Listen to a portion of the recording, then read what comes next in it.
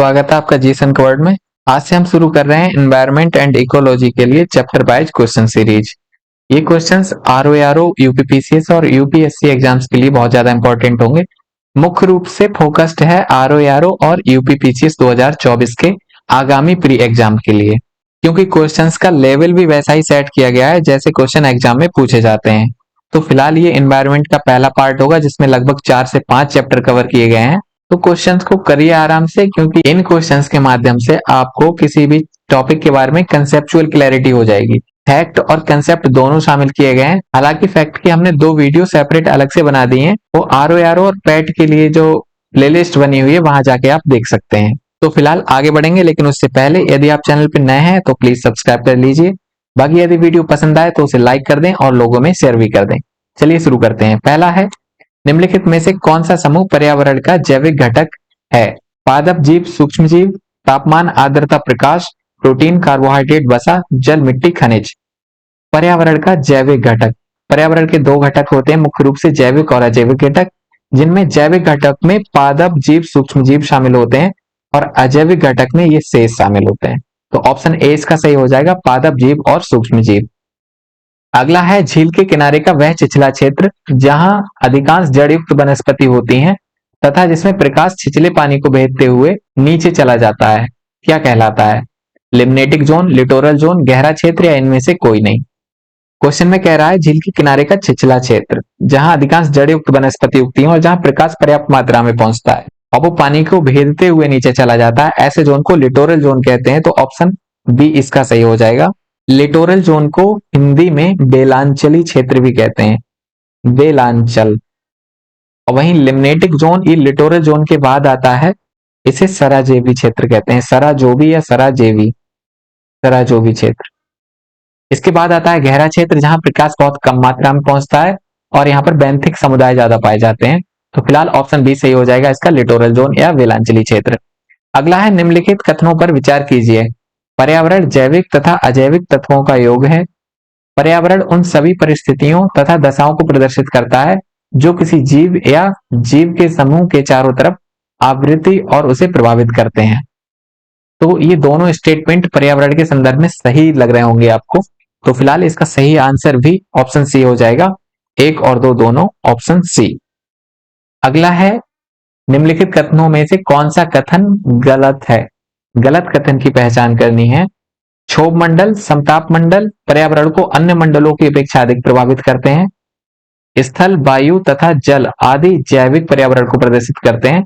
अगर आप स्टेटमेंट ध्यान से पढ़ेंगे ना वीडियो पॉज करके, तो आप यहां से आराम से लगा सकते हैं कौन सा गलत हो जाएगा। देखो इसमें दूसरा कथन ही गलत हो रहा है। स्थल, वायु, जल ये जैविक पर्यावरण नहीं होते बल्कि अजैविक पर्यावरण के भाग हैं, इसीलिए ऑप्शन बी सही हो जाएगा, क्योंकि इसमें गलत ही पूछा है। बाकी स्टेटमेंट आप वीडियो पॉज करके पढ़ सकते हैं, कंसेप्चुअल क्लैरिटी के लिए जरूरी है, तो बिल्कुल पूरा पढ़िए आप। हम आगे बढ़ते हैं ताकि टाइम ज्यादा खर्च ना हो और वीडियो ज्यादा लंबी ना बने। आगे है, वह स्थान जहां जीव निवास करते हैं आवास कहलाता है। एक आवास में कई निकेत होते हैं। निकेत के संदर्भ में निम्नलिखित में से क्या सही है? निकेत की बात की जा रही है, निकेत को इंग्लिश में नीचे भी कहते हैं। इसके संदर्भ में क्या सही है? इसमें किसी प्रजाति के पारिस्थितिकी तंत्र में स्थान का पता चलता है, सही है। ये प्रजाति के जीवन हेतु आवश्यक जैविक, भौतिक तथा रासायनिक कारकों के सम्मिलित रूप को प्रदर्शित करता है, ये भी सही है। कोई भी 2 जातियां एक निकेत में नहीं रह सकती, ये भी सही है। तो इसके तीनों सही हो जाएंगे, तो ऑप्शन डी इसका सही हो जाएगा, उपयुक्त सभी। अब निकेत और आवास होता क्या है? ये आवास होता है, तो उसमें कई निकेत होते हैं। एक आवास में बहुत सारे निकेत हो सकते हैं। निकेत में कोई जैविक समुदाय अपनी कार्यात्मक भूमिका निभाता है, तो इसका ऑप्शन डी सही हो जाएगा। आगे बढ़ते हैं, निम्नलिखित कथनों में से कौन सा या से कथन सत्य है, असत्य है? गलत कथन की पहचान करनी है। वनों उन्मूलन के कारण जीवों के संकटापन्न तथा कई वन्यजीव की प्राणियों के विलुप्त होने के समस्या उत्पन्न हो रही है, सही है। ऊर्जा आवश्यकताओं की पूर्ति के लिए हो रहे विभिन्न प्रकार के जीवाश्म ईंधनों के प्रयोग से निकलने वाली विषैली गैसें वायु प्रदूषण का प्रमुख कारण है, ये भी सही है। उपयुक्त ए और बी दोनों, तो ये तो हो ही नहीं सकता। और ऑप्शन डी है इनमें से कोई नहीं। तो इसमें पूछा कौन सा गलत है, गलत कोई सा है ही नहीं, इसीलिए ऑप्शन डी सही हो जाएगा इसका, उपयुक्त में से कोई नहीं। आगे है, जैव मंडल की संरचनात्मक और प्रकार्यात्मक इकाई है। इकोटोन, पारिस्थितिकी तंत्र, बायोटोप, जीवोम। इसकी चर्चा हम जो पहले 2 वीडियो बना चुके हैं पैट और आरओ के लिए फैक्चुअल क्वेश्चंस की, वहां कर चुके हैं, तो हम फिलहाल यहाँ ज्यादा चर्चा नहीं करेंगे। सही आंसर हो जाएगा इसका ऑप्शन बी, पारिस्थितिकी तंत्र किसी भी जैव मंडल की संरचनात्मक और प्रकारात्मक इकाई होती है। ऑप्शन बी सही हो जाएगा। अगला है मरुस्थलीय पारितंत्र के संदर्भ में निम्नलिखित कथनों पर विचार कीजिए। मरुस्थलों के बारे में विचार करना है। अधिकतर मरुस्थल दोनों उत्तरी व दक्षिणी गोलार्धों में कर्क व मकर रेखा के आसपास पाए जाते हैं। ये सही है, कर्क और मकर रेखा के आसपास पाए जाते हैं। मरुस्थलीय पारितंत्र की उत्पादकता सबसे कम होती है, लेकिन ये अधिकतम क्षेत्रफल आच्छादित करते हैं। ये भी सही है, उत्पादकता तो कम होती है लेकिन क्षेत्रफल इनका अधिक होता है। मरुद्भिद झाड़ियां तथा अल्पकालीन प्रकार की वनस्पतियों की प्रधानता होती है, ये भी सही है। इसके तीनों सही हो जाएंगे, इसीलिए ऑप्शन डी इसका सही हो जाएगा, 1, 2, 3। इसमें सही पूछा है कौन कौन से सही है।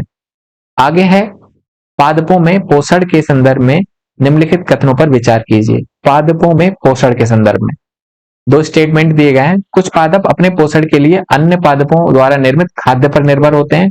ये सही है, बिल्कुल होते हैं।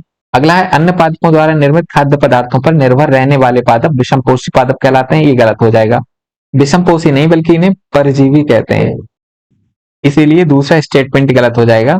तो केवल एक सही होगा, ऑप्शन ए सही। जिन पर निर्भर रहते हैं उनको विषमपोषी कहते हैं। जैसे अमरवेल का एग्जाम्पल ले लीजिए, अमरवेल जिस पेड़ पे लगी होती है वो पेड़ विषमपोषी हो गया, लेकिन अमरवेल क्या हो गया, परजीवी हो गया। अगला है निम्नलिखित में से कौन सा एक पारितंत्र शब्द का सबसे अच्छा वर्णन करता है। पारितंत्र अर्थात इकोसिस्टम शब्द का सबसे अच्छा वर्णन कौन सा करता है इनमें से। एक दूसरे से अन्योन क्रिया करने वाले जीवों का समुदाय, पृथ्वी का वह भाग जो सजीव जीवन द्वारा आवासित है, जीवों का समुदाय और साथ ही वह पर्यावरण जिसमें वह रहते हैं, किसी भौगोलिक क्षेत्र के वनस्पति और प्राणी जात। तो इसका सही आंसर ऑप्शन सी हो जाएगा, जीवों का समुदाय और साथ ही वह पर्यावरण जिसमें वे रहते हैं उसे क्या कहते हैं, इकोसिस्टम। अगला है फाइटोप्लैंक्टन जलीय पारितंत्र में प्राथमिक उत्पादक होते हैं। ये पृथ्वी पर पाए जाने वाले अधिकांश ऑक्सीजन का निर्माण करते हैं। निम्नलिखित में से कौन फाइटोप्लैंक्टन समुदाय में शामिल है।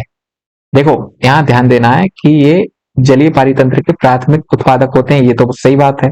दूसरी बात ये कि पृथ्वी पर पाए जाने वाली अधिकांश ऑक्सीजन का निर्माण कौन करता है, फाइटोप्लैंक्टन। तो ये एक कंसेप्ट हो गया, आपको ध्यान रखना है। अब इनमें से बताना है कौन कौन से फाइटोप्लैंक्टन है, साइनोबैक्टीरिया, फ्लैगलेट्स या शैवाल। तो ये तीनों हैं, इसीलिए 1, 2, 3 तीनों ऑप्शन सही हो जाएगा, अर्थात ऑप्शन डी सही हो जाएगा इसका, 1, 2, 3। अगला है प्रवाल भित्ति के संदर्भ में निम्नलिखित में से कौन सा कथन सही नहीं है। प्रवाल भित्ति को समुद्र का वर्षावन भी कहते हैं, अब बताना है कौन सा सही नहीं है। तट से संलग्न प्रवाल भित्ति को तटीय प्रवाल भित्ति कहते हैं, ये सही है।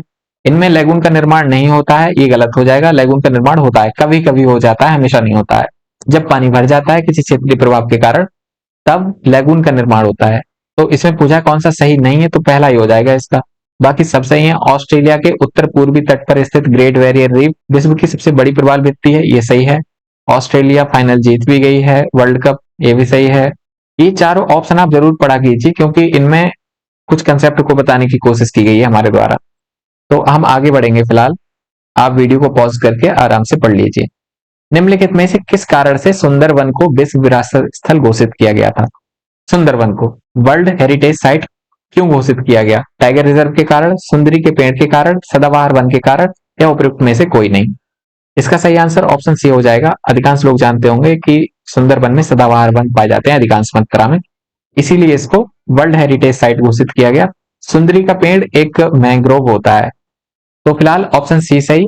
आगे बढ़ते हैं। निम्नलिखित में से किस राज्य में दीपोरबील नामक वेटलैंड अवस्थित है। वेटलैंड को हिंदी में आर्द्रभूमि कहते हैं। दीपोरबील आर्द्रभूमि ये झील है, मीठे पानी की एक झील है अर्थात ताजा पानी की झील। किस राज्य में अवस्थित है, पश्चिम बंगाल, उड़ीसा, असम या छत्तीसगढ़। इसका सही आंसर हो जाएगा ऑप्शन सी असम। दीपोरबील असम में अवस्थित है।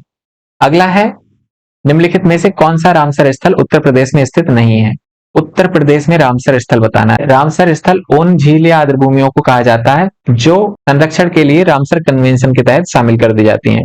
रामसर एक जगह है ईरान में जिसमें 1971 में एक समझौता हुआ था आर्द्रभूमियों के संरक्षण को लेकर, इसीलिए इनको रामसर साइट कहते हैं। तो इनमें से उत्तर प्रदेश में कौन सी नहीं है ये बताना है। सूर सरोवर, समसपुर पक्षी अभ्यारण्य, सरसई नावर या सुरेंसर मानसर झील। तो इसका सही आंसर हो जाएगा ऑप्शन डी, सुरेंसर मानसर। ये कहाँ पर है? ये जम्मू और कश्मीर में है। इसके अलावा सूर सरोवर आगरा में है, ये पता होगा अधिकांश लोगों को, पीसीएस में आ चुका है ये क्वेश्चन। समसपुर रायबरेली में है। करसई नावर ये इटावा में है। ऑप्शन डी सही हो जाएगा। आगे बढ़ते हैं। अच्छा, एक होमवर्क है, आपको ये बताना है कमेंट बॉक्स में, उत्तर प्रदेश में कुल कितनी रामसर साइट हैं, ये आप कमेंट बॉक्स में बताएंगे। अगला है, केवला देव राष्ट्रीय उद्यान को किस वर्ष यूनेस्को ने विश्व धरोहर स्थल घोषित किया था? एक्चुअल क्वेश्चन है डायरेक्ट, इसमें बस रटा हुआ होना चाहिए। ऑप्शन है 1985, 1982, 1981 या 1956। सही आंसर हो जाएगा इसका 1985, ऑप्शन ए। केवला देव राष्ट्रीय उद्यान कहां पर है? तो ये राजस्थान में है। इसका पुराना नाम भरतपुर पक्षी अभ्यारण्य भी था, भरतपुर पक्षी अभ्यारण्य। तो फिलहाल आंसर इसका ऑप्शन ए सही हो जाएगा, 1985। आगे बढ़ते हैं। आर्द्रभूमि शब्द का क्या अर्थ है? आर्द्रभूमि को इंग्लिश में वेटलैंड कहते हैं। इसका क्या अर्थ है? केवल बारिश के पानी से ढकी हुई भूमि, धीमी गति से चल रहे पानी से ढका हुआ मैदान, पानी से भीगी हुई भूमि, या जब तेज बहता पानी गीली जमीन को ढक लेता है। तो ये आर्द्रभूमि का लक्षण कौन सा है? तो इसका सही आंसर ऑप्शन सी हो जाएगा इन ऑप्शन के हिसाब से। पानी से भीगी हुई भूमि, ये नॉर्मल भीगी हुई भूमि नहीं होती है, बल्कि एक दलदल क्षेत्र होता है बड़ा सा, जिसमें उच्च ज्वार की स्थिति में भी पानी 6 मीटर से अधिक नहीं होगा, अर्थात 6 मीटर से अधिक गहराई नहीं होनी चाहिए, ये नियम है, तब उसे आर्द्रभूमि कहेंगे। अगर इससे ज्यादा गहरा है तब वो अन्य जलीय क्षेत्र कहलाएगा। अगला है, विश्व आर्द्रभूमि दिवस मनाया जाता है 8 मार्च, 26 सितंबर, 2 फरवरी या 5 जून। विश्व आर्द्रभूमि दिवस अधिकांश लोगों को पता होगा, इसका सही आंसर हो जाएगा ऑप्शन सी, 2 फरवरी। पीसीएस के एग्जाम में आ जाता है, इसीलिए आपको ध्यान भी रखना है। आगे निम्नलिखित में से कौन सा सही सुमेलित है? एक साइड में आर्द्रभूमियां दी गई हैं और दूसरी साइड में उनके स्थान, अर्थात जहां वो अवस्थित हैं, तो आपको बताना है कौन सा सही सुमेलित है। होकेरा आर्द्रभूमि ये पंजाब में नहीं है, बल्कि ये जम्मू कश्मीर में है। रेणुका आर्द्रभूमि हिमाचल प्रदेश में ही है। रुद्रसागर झील त्रिपुरा में है और सस्थामकोट्टा झील ये केरल में है। केरल की सबसे बड़ी मीठे पानी की झील सस्थामकोट्टा झील। तो इसमें पूछा है कौन सा सही सुमेलित है, तो ऑप्शन बी हो जाएगा इसका, रेणुका। रेणुका हिमाचल प्रदेश। आगे है, नीचे दिए गए लक्षणों के आधार पर वनस्पति की पहचान कीजिए। ये कुछ लक्षण दिए हैं 3, इनको पढ़ना और बताना है ये किस बारे में बता रहे हैं। ये वनस्पति खारे पानी में भी जीवित रह सकती है। ये अंडमान और निकोबार द्वीप समूह में पाई जाती है। सुंदरी इस प्रकार की वनस्पति की प्रमुख प्रजाति है। सुंदरी के बारे में बता चुके हैं हम, इसीलिए आप आसानी से लगा देंगे। फिलहाल ऑप्शन है उष्णकटिबंधीय वर्षा वन, उष्णकटिबंधीय पतझड़ वन, शंकुधारी वन या मैंग्रोव वन। सही आंसर ऑप्शन डी हो जाएगा, मैंग्रोव वन। मैंग्रोव खारे पानी में भी जीवित रह सकती हैं, हालांकि नॉर्मल पानी में भी जीवित रहती हैं। नॉर्मल पानी में उगती भी हैं, लेकिन खारे पानी को भी सहन करने की क्षमता होती है इनमें, और ये अंडमान निकोबार द्वीप समूह में भी पाई जाती हैं। तो फिलहाल आगे बढ़ेंगे। मैंग्रोव के संबंध में निम्नलिखित में से कौन सी विशेषता सही नहीं है? मैंग्रोव के संदर्भ में कौन सी विशेषता सही नहीं है? इसमें लवण सहनशील प्रजातियों की संख्या अधिक होती है, ये बता चुके हैं, तो ये सही होगा, और तटों के साथ बढ़ती है, ये भी सही है। मैंग्रोव वन की लकड़ी नरम और टिकाऊ नहीं होती है, ये गलत हो जाएगा। होती है, नरम भी होती है और टिकाऊ भी होती है, इसीलिए इनसे नाव बनाई जाती है। बोट जो बनाई जाती हैं वो बनाई जाती है मैंग्रोव वन की लकड़ियों से। ये मछलियों और पक्षियों के प्रजनन क्षेत्र के रूप में कार्य करते हैं, ये भी सही है। इसमें सुंदरी, भेड़ी, केरा, निपा आदि शामिल है, ये भी सही है। तो ऑप्शन इसका हो जाएगा, कौन सा सही नहीं है पूछा है, बी ऑप्शन सही हो जाएगा। आगे है, वनस्पति जगत से संबंधित निम्नलिखित में से कौन सा कथन गलत है? शैवाल स्वपोषी होते हैं जो क्लोरोफिल रंजक की सहायता से अपना भोजन तैयार करते हैं। कुछ शैवालों में लाल, पीला, नीला रंजक होता है, कवक में हरा रंजक नहीं होता है, कवक स्वपोषी होते हैं। कौन सा इनमें से गलत है, ये बताना है। तो देखो, ये स्वपोषी होते हैं शैवाल, ये सही है, और क्लोरोफिल की सहायता से अपनी भोजन तैयार करते हैं। कुछ शैवालों में लाल, पीला, नीला रंजक होता है, ये भी सही है। कवक में हरा रंजक नहीं होता है, ये भी सही है। कवक स्वपोषी नहीं होते हैं, बल्कि परपोषी होते हैं। कवक को इंग्लिश में फंगस कहते हैं, फंजाई। आगे है, अत्यधिक उपयोगी ये वन 100 से 200 सेंटीमीटर वर्षा वाले क्षेत्रों में उत्तरी और मध्य भारत में पाए जाते हैं। इनमें साल, सागौन, चंदन, शीशम इत्यादि शामिल हैं।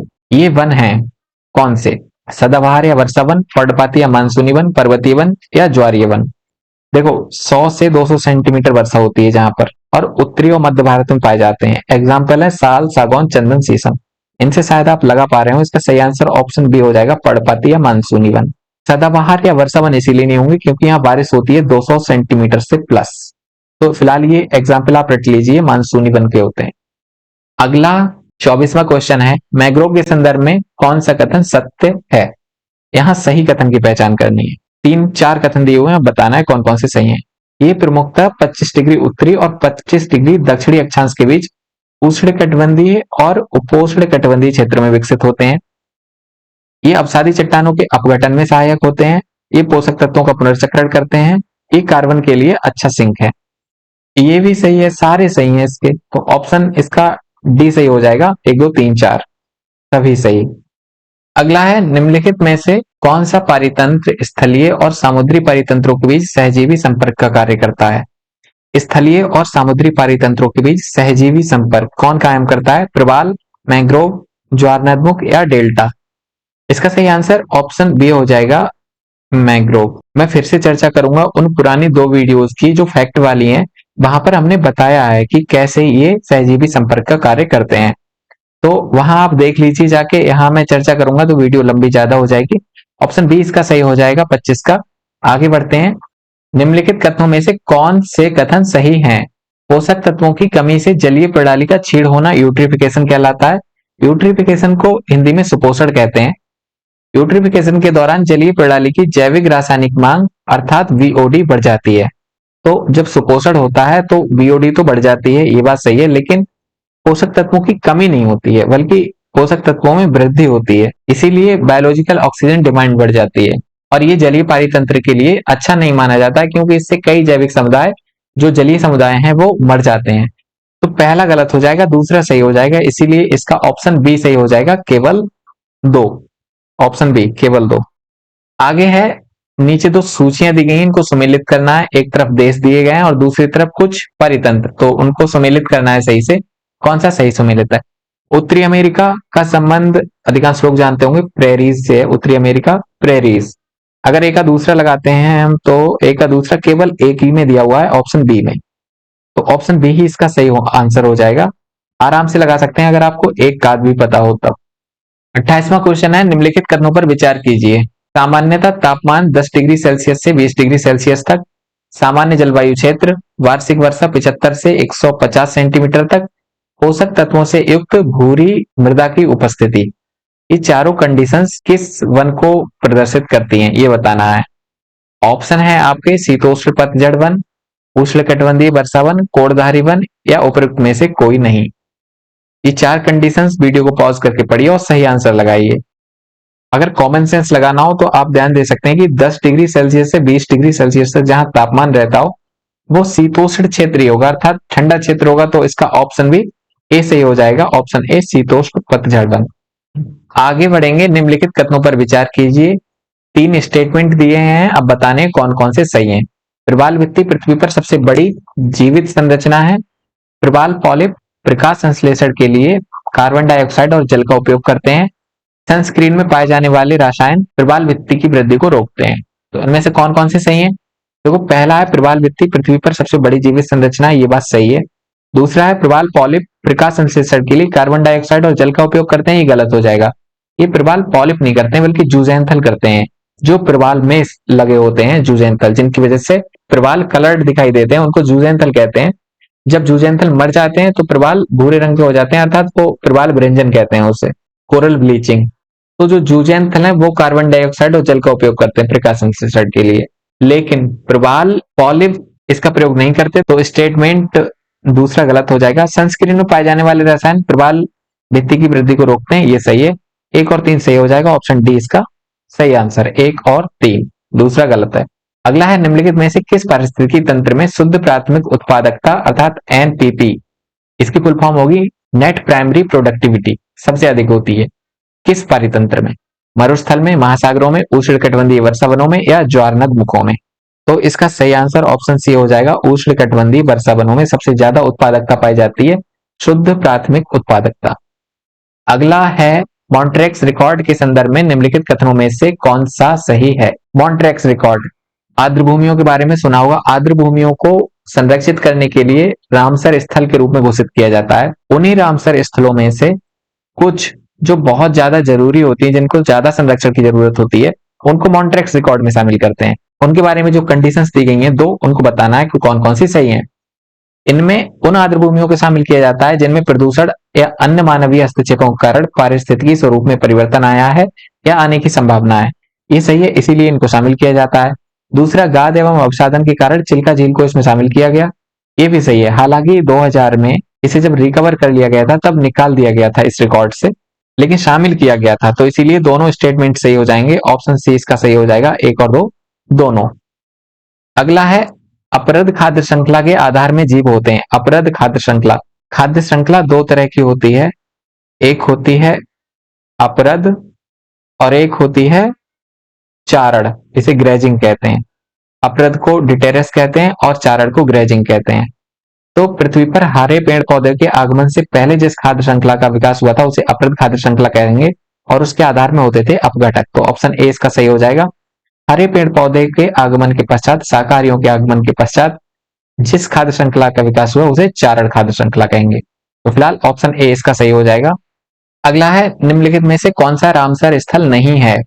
केवलादेव राष्ट्रीय उद्यान, ये राजस्थान में है। चंद्रताल, ये हिमाचल प्रदेश में है। मानस राष्ट्रीय उद्यान असम में है और चिल्का झील उड़ीसा में है। तो कौन सा इनमें से रामसर स्थल नहीं है, ये बताना है। सही आंसर ऑप्शन सी हो जाएगा, मानस राष्ट्रीय उद्यान। अगला है, निम्नलिखित में से कोरल विरंजन के पारिस्थितिकी कारण कौन कौन से हैं? कोरल ब्लीचिंग भी कहते हैं इसे। इनके पारिस्थितिकी कारण कौन कौन से होंगे इन चारों में से? तापमान, सौर विकिरण, अवसादन और अकार्बनिक पोषक पदार्थ। तो ये सभी होंगे, इसलिए ऑप्शन डी इसका सही हो जाएगा, 1 2 3 4, 34 का ऑप्शन डी। अगला है, निम्नलिखित में से कौन सा कथन अनुक्रमण की सर्वोत्तम व्याख्या करता है? अनुक्रमण अर्थात इसको सक्सेशन भी कहते हैं, इसका पूरा नाम होता है बायोटिक सक्सेशन, जैवीय अनुक्रमण। इसकी सर्वोत्तम व्याख्या कौन सी है इनमें से? वीडियो को पॉज करके चारों ऑप्शन पढ़िए और सही आंसर दीजिए। किसी भी परितंत्र में मांसाहारी जंतुओं द्वारा शाकाहारी जंतुओं का शिकार कर उनकी संख्या को नियंत्रित करना। किसी भी परितंत्र में जीवधारी द्वारा खनिज तत्वों को अकार्बनिक रूप में ग्रहण करना। किसी भी परितंत्र में प्रारंभिक प्रजातियों का द्वितीय प्रजातियों द्वारा प्रतिस्थापन से इनकी संरचना में परिवर्तन करना, या दो विभिन्न प्रकार के परितंत्र का संक्रमण क्षेत्र।